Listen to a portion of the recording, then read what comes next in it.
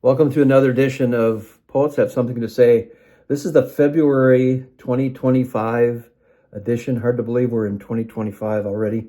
And we have a very interesting guest with us, a poet from Manitowoc, Wisconsin, and Peggy Turnbull joins us. She's published poetry and creative nonfiction in journals that include Sad Girls Blog, Lothlorien Poetry Journal, Silver Birch Review, Yanoia Journal, also the contemporary Haibun Today. And she's contributing poet to Mad Swirl magazine, a member of the editorial staff of The Solitary Plover, published by the Friends of Laureen Nidecker, along with Tara Huck and Tracy Couch. She's a co-founder and co-owner of the Freshwater Press. That's a new press located in the Manitowoc Two Rivers area, a new company. Her mini chapbook, Rocking Chair Abstract, was published by the Origami Poems Project in 2018 under the name Peggy Turnbull. In 2020, she published a chapbook, The Joy of Her Holiness, with Kelsey Press. And in 2022, Peggy changed her writing name to Margaret Combs, her birth name, in order to honor the poet she was as a young woman. Now, just this past year, Cyberwit Press published Where Sweetness Falls with the Rain, an excellent book. I've had a chance to preview a large part of that, some wonderful writing.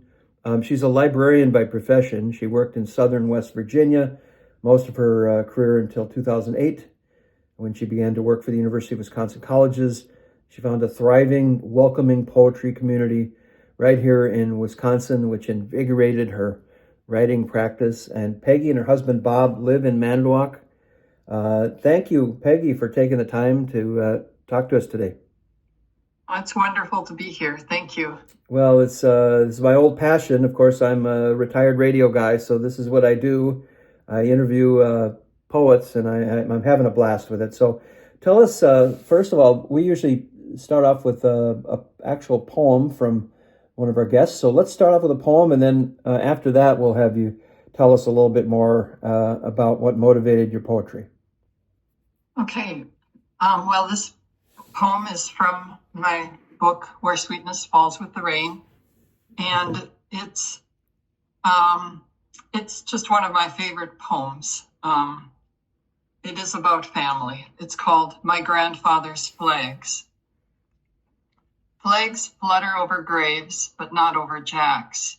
Each year, Grandpa finds miniature stars and stripes stuck into his son's grave and removes them. At the Memorial Day parade, other children sit on the curb with ice cream cones. They bounce balls and laugh. They don't notice when an honor guard carries a flag. My heart sinks every time they bring one near. I pretend I don't see it, but Grandpa nudges me. He removes his hat, places it on his heart, stands expressionless until the flag is behind us. I do the same. The last time I visited, the old man showed me a black and white photo of his Navy ship, the USS President Lincoln. He acted out what happened, his hand on the bulkhead, how he scrambled to find a life jacket while the ship listed, sinking fast off the coast of France in World War I. He floated in a lifeboat in the Atlantic Ocean for hours until rescued by a destroyer. His son Jack, not as lucky, killed in action in Leipzig, Germany, April 1945. After 9/11, I think of him on my morning commute. Tattered old glories flap past me on the highway, attached to automobile hoods, faded by months in the sun.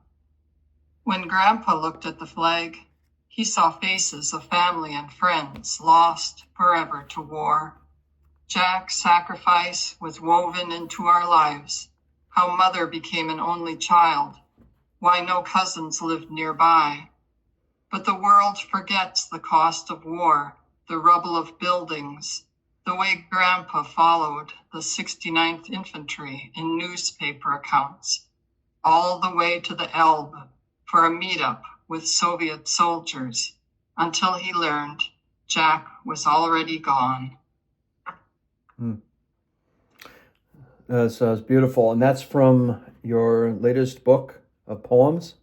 Yes. I'm holding it up here to the video I'm doing right now, where sweetness falls with the rain, and this is dedicated to your husband, Bob. Yes. And so you've dedicated, why, may I ask if hopefully it's not too personal, why you dedicated it to your husband, the poems? Well, my first book I dedicated to my parents, and I guess I was thinking of, who's been supporting me in my writing. I don't know what it would be like to be married to somebody who writes and has all of the emotional ups and downs, and spends a lot of time alone, and who spends a lot of money on books. Yeah. And Yep. I think it takes a special kind of person to be married to me, to a poet. So that was a way of thanking him. It does. And don't tell her, but my wife is amazing, and I think I'm gonna, my next poetry book, which is gonna come out later this year, called The Tapestry of Moments. That's going to be dedicated to my wife. So, and I think that there is a lot to be said for the support. And I mean, I do spend a lot on books, and so I definitely at a deep level understand there. But hey, thank you. That was a wonderful poem. Let's, and by the way, if you just joined us, our guest is Peggy Turnbull. She is a poet from Manitowoc. This is Poets Have Something to Say. Tell us what motivates you, or what first motivated you to be a poet. Is it true that you kind of got heavy into poetry after you retired from being a librarian? Is that correct?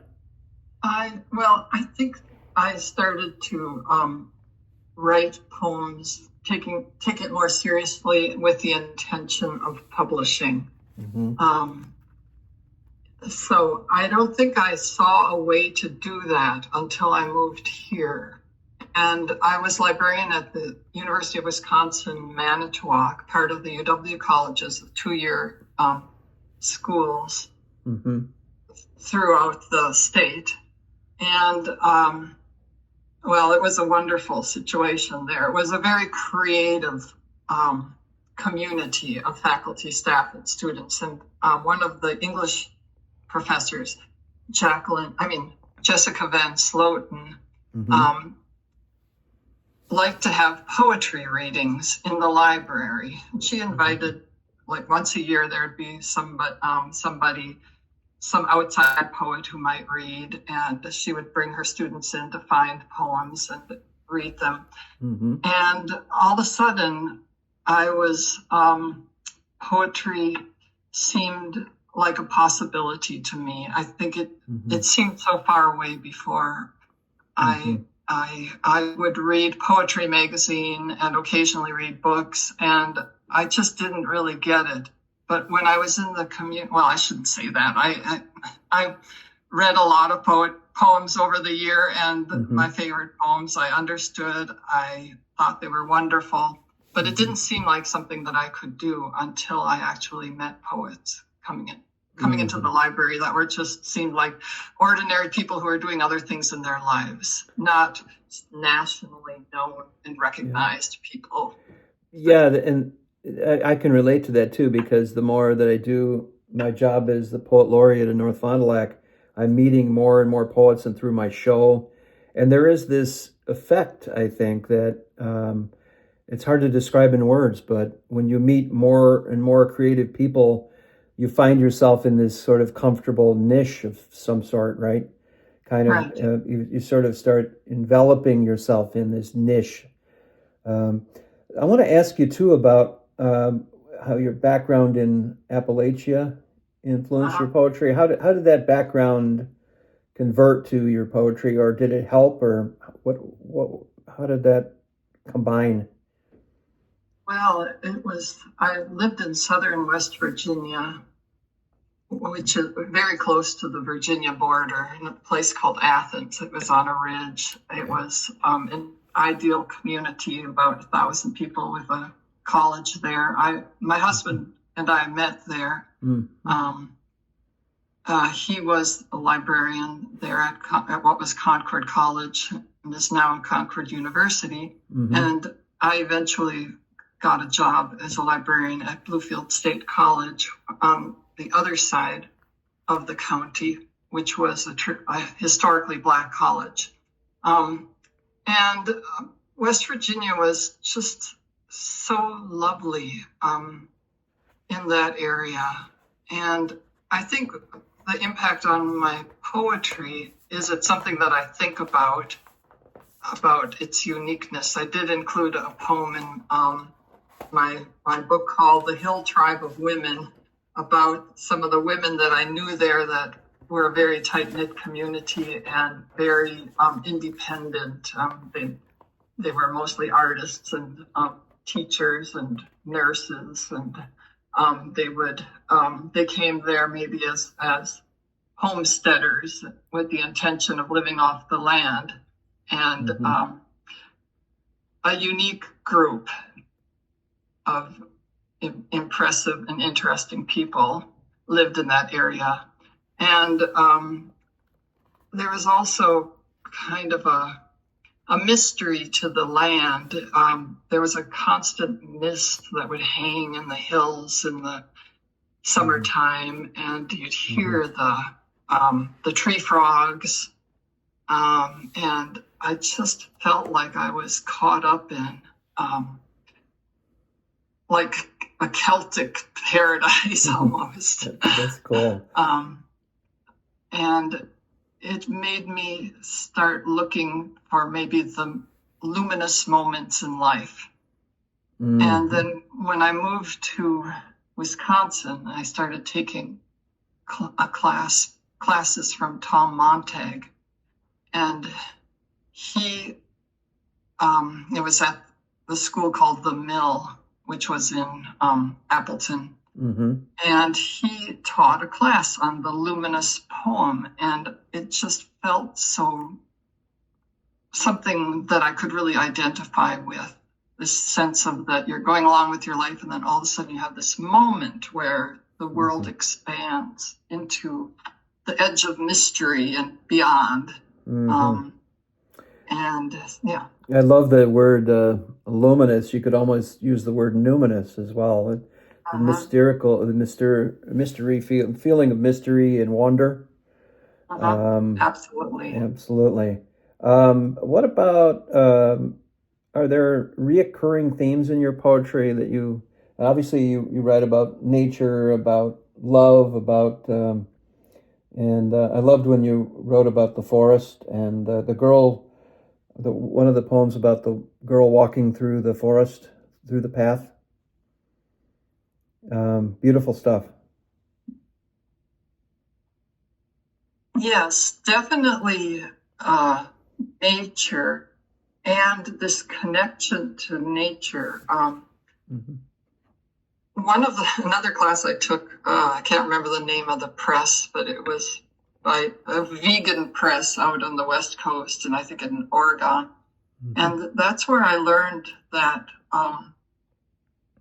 it's not so terrible to personify nature, because that's how you get to know nature and appreciate it. It's not a scientific point of view, but for poetry, it works just fine. And when I gave myself that permission to view trees and plants and the world, the water, as I would another living being, identify it as something that is kin to me. Then my poetry started to bubble up from within me. And nature can be just such a wonderful healer, or just a walk through the woods can be a beautiful way to de-stress from these 21st century pressures, all kinds of job pressures, political pressures. You can go into the woods and just be at one with nature. for lack of a better way of saying that. But Absolutely. It's so important for peace of mind and to understand what we have here in the earth, what we've been given. Yes, I think that this revelation about what I mean, whether you're religious or not, this revelation that what we've been given with the earth and the beauty that's here is a wonderful gift, and if we can express that through poetry.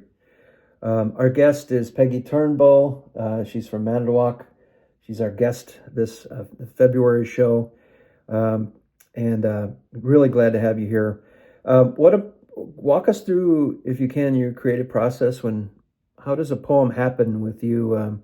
Do you write it at certain times of the day, or what's your process like? Well, I've gone through many different processes. Mm-hmm. But right now, what seems to be working is the morning pages, a technique developed by Julia Cameron, in which the first thing you do in the morning is write 3 pages. Mm. And it's kind of like a brain dump. You just write whatever you want. You don't have to think about anything. You just write. What you're supposed to do is put that away and never look at it, because apparently you've gotten all the worries out of your head. And then when you sit down at the desk again, you're ready to tap into something deeper. Mm-hmm. But for me, what I've discovered is just the act of writing, things come up. Mm-hmm. And if I take it in the afternoon when I'm sitting at my desk and I look at my journal, I will almost always find something that makes me go, well, I didn't know that I saw it that way. Mm-hmm. And that I can develop further into a poem, hopefully. Mm-hmm. Sometimes, yes? I was going to say, sometimes it develops into something you never expected, or like you said, mm-hmm.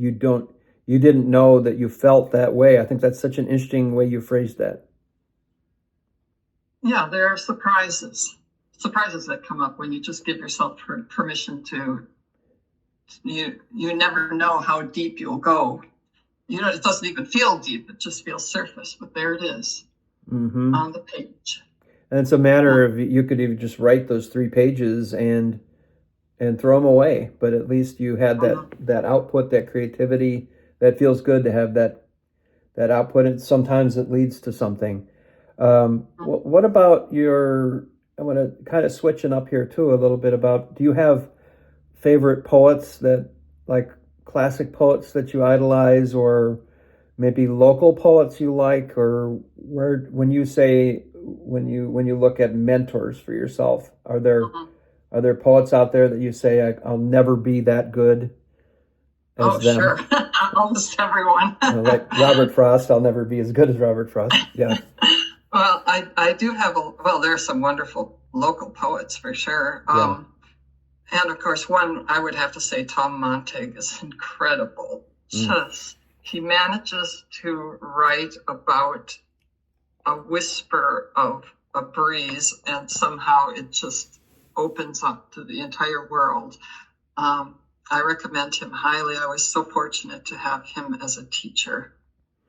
Wow, cool. And he's an expert in the short poem, and he talks about the poem breathing. So he likes to see space in poems, and the poem has breath, and he likes the line to be the length of a breath. And so I aspire to write as clearly and as evocatively as he does. Mm-hmm. Some other local poets, I really admire Peggy Roska, who you had on as a guest. Yeah, she's amazing. Yes. Ethel Mortensen Davis. I met her poetically when I was on the Wisconsin Library Association Awards Committee. She had a book there, and I was just blown away by how she personified I think it was the Fox River. It might have been another river. It doesn't really matter. But the river in spring, and I just, it influenced me. I'm sure I've been trying to mimic her, Mm-hmm. her awareness of nature and as an expression of something spiritual. Emily Lindemann is a local Manitowoc. She was born in Manitowoc and she lives in Cleveland. She is incredibly creative and brings in a lot about clothing and food, a lot of details and I do enjoy her work very much. Ronnie, there are the other poets that contribute to the Solitary Plover, which is the Larry Niedecker Friends of newsletter. Ronnie has, she experiments a lot. I never know what she's going to bring, what she's going to bring, but it's always interesting. The haikuists, Dan and Julie Schwerin, Dan Schwerin and Julie Schwerin are from the south of the state. They write haiku, but also other short poems. Very beautiful and always surprising. Donna Hilbert is another person that I've studied with. I like her poems. There's Amy Lowell was one of the first that I enjoyed because she was part of the Imagist community with Ezra Pound, and it's kind of the beginning of 20th century poetry. The haiku-like clarity of images. What I liked about her was that it's timeless. Her work was timeless. And so I think that's what I really respond to in poets and poetry. And Lorraine Niedecker, same way. Her work is so brief and it is drawn from hundreds of pages of research and years of thought and months of revision. Well, you've just given me half a dozen people to have on my show, so thank you. Good. Let's go back to Emily Lindemann has some really nice things to say about your latest collection. She says the latest collection is like standing beside a waterfall, savoring the world and our human and more than human connections, as if experiencing them for the first time. Many of the poems in Where Sweetness Falls with the Rain are love poems about marriage, morning light, the river, the grackles, the pelicans. Other poems bear witness to the loss of Wisconsin ash trees and the curse of invasive plants, but also to Colm's grandfather, who served in the U.S. Navy and survived the submarine attack. Colm's poems reassure us that the trees remember the girl on the bicycle gliding through the woods, inspiring awe, hope, and compassionate action. The poems are a summer evening underneath a pink gold sky, and they're the seeds that will help us survive. I don't know how anybody could write a better. How could you write a better compliment than that? That's beautiful. It is. She did a great job. I was pretty stunned when I read it. You never know what to expect when you ask people to write a blurb for you. It's awesome. But, yeah. It really is. Awesome. We just have a few minutes left. The time goes fast on this show. It does. How has poetry helped, and feel free to share what you feel comfortable with here, but how has poetry helped you navigate personal experiences and emotions, perhaps tragedy? Tom Cannon and I gave a talk at the Lakefly conference this past year about how poetry can help heal. Do you see some of your poetry that way as helping to navigate your emotions or personal experiences? Oh, definitely. I don't think that I intentionally approach poetry as a healing process, though. Mm-hmm.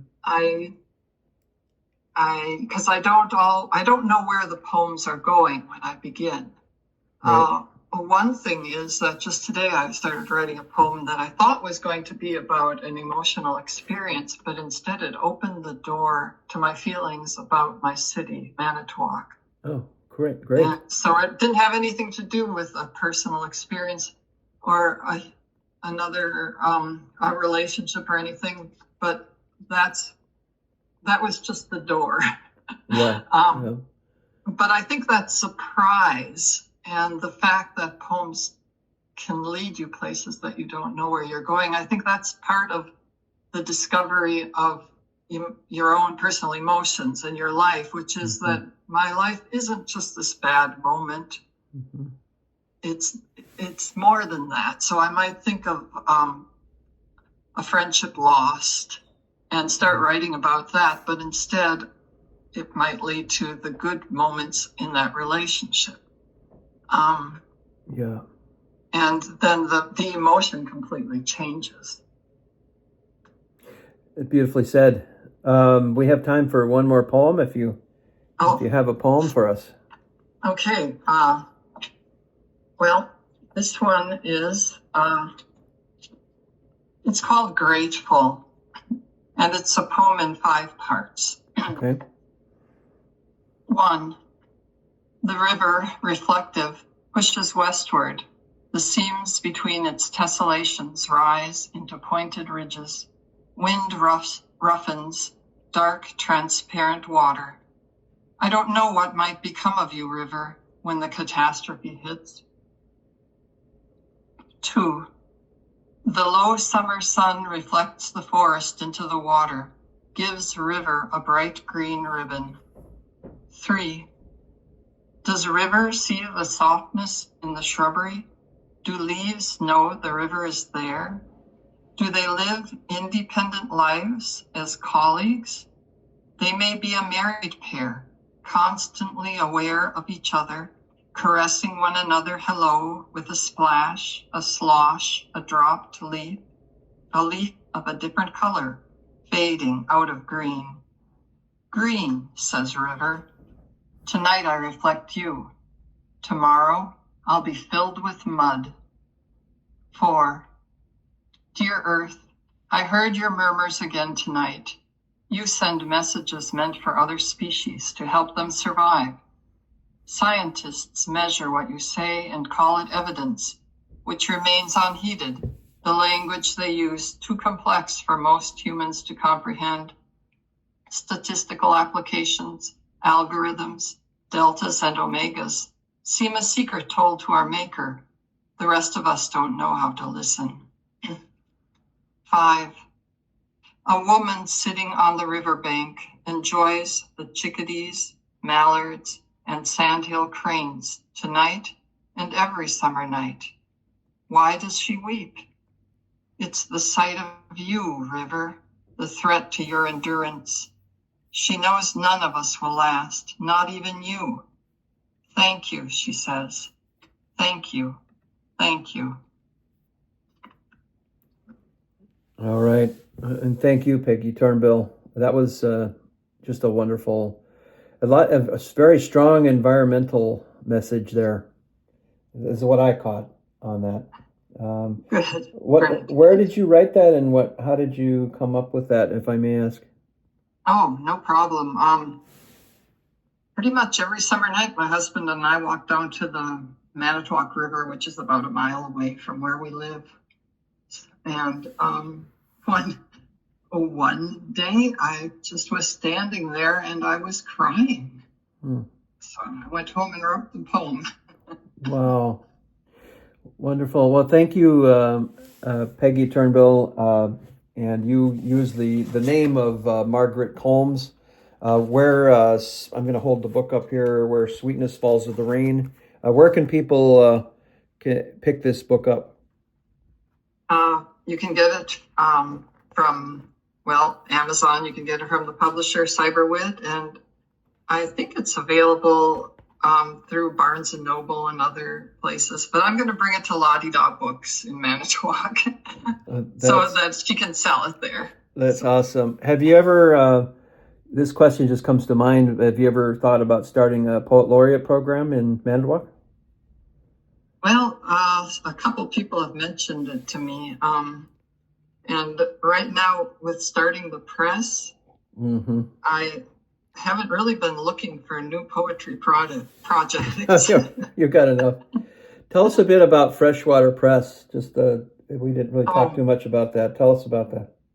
Yeah, well, three of us started it. It's been a little over a year now, and we published our first book called Opening Nights in October, which is an anthology of stories about the opening nights of theater productions written by local authors. It was actually a manuscript that had been intended to be published. I'm trying to think how long ago. At least 10 years, if not 15 years ago. Mm-hmm. The publisher, well, things happened with the publisher, and it ended up that the publisher had to leave the business pretty quickly, and it just languished. And we were just talking to Bev Diener, who owns Lottie Da Books, and she said, "Oh, I have a manuscript in my basement." So it's kind of like one of those myths about publishing, which is we read it and we just love the stories. They're just very different from one another, poetic and funny and academic. They're all different. One is about a mother who's a critic and who has to critique her daughter's performance for a newspaper column. Oh, that sounds great. That sounds wonderful. Well, thanks again for being on the show, Peggy Turnbull. We'll have to maybe catch up in a year or two to see how you're doing. Okay, thank you. I thoroughly enjoyed the interview. I think your poetry is amazing, and it makes me want to maybe spend part of the afternoon, besides watching football, probably spend some time with Where Sweetness Falls with the Rain. So thanks. Thanks again. Thank you so much. I enjoyed it. I enjoyed talking to you. Thank you. Sounds great. Peggy Turnbull, our guest on Poets Have Something to Say, and wasn't that was amazing. So that's our February show. And if you have any suggestions for the program, you can go to the website, the North Fond du Lac Poet Laureate site. You can find it on Facebook. And definitely all suggestions for poets are welcome. I definitely got four or five suggestions from Peggy here today. So exciting as I head into 2025 as the North Fond du Lac Poet Laureate. And I'm very excited about my major presentation, my poetry read in Appleton at the Akoka Cafe. That's coming up in April. So more information to come on that. And we hope to have Frank Watkinson, great songwriter and a poet, you could say, too. Coming up hopefully on our next show. So until then, have a wonderful month of February, and I'll see you again on Poets Have Something to Say.